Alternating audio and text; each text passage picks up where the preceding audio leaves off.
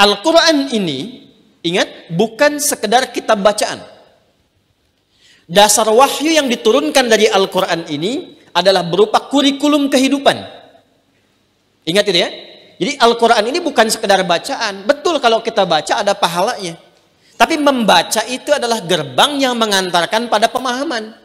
Apa yang diinginkan dari kita mampu baca Quran itu? Bukan sekedar lancar baca, supaya tahu isinya. Nah, di dalam Quran itu dari Al-Fatihah sampai dengan An-Nas, itu isinya kurikulum kehidupan yang mengantarkan pada kebahagiaan di 3 alam. Dunia, alam kubur, sampai dengan akhirat. Semua kurikulum ini yang mengantarkan pada kebahagiaan tadi, itu bahasa Al-Qur'annya disebut dengan hudan namanya. Apa namanya? Hudan. Nah, semua nabi dan rasul yang bertugas di bumi itu mendapatkan hudan ini. Cuma nanti setiap eranya namanya beda-beda. Sejak Nabi Adam turun pun sudah ada hudan ini. Ya, nanti kita kan masih ayat 23 kan? Nanti saat masuk ayat 38 itu kisahnya Nabi Adam turun ke bumi. Apakah turun begitu saja? Tidak. Qul nahbitu minha jami'a fa imma ya'tiyannakum minni hudan. Faman tabi'a hudaya fala khaufun 'alaihim wala hum yahzanun. Itu konsep dasarnya. Kata Allah, aku menginginkan semua hambaku yang berkehidupan di bumi ini semuanya harus bahagia, harus senang dan tenang. Saya sering katakan dari dulu, konsep dasar berkehidupan di muka bumi ini semuanya tenang dan senang. Jadi di rumah tangga itu menyenangkan, di pekerjaan itu menenangkan. Dasarnya begitu.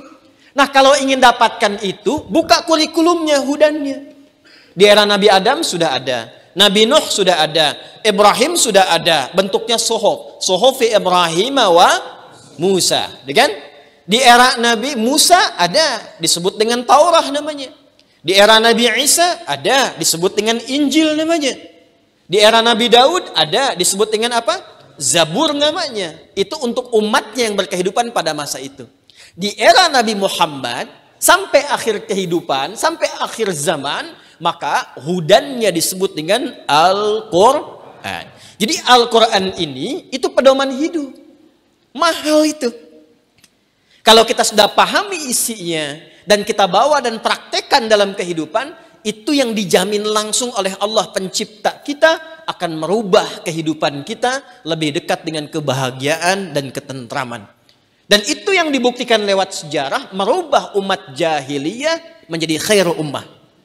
Dan merubah mereka bukan sekedar khairu ummah dalam arti akhlak, tapi berpengetahuan, punya peradaban, dibawa ke setiap tempat pun jadi maju. Itulah Quran.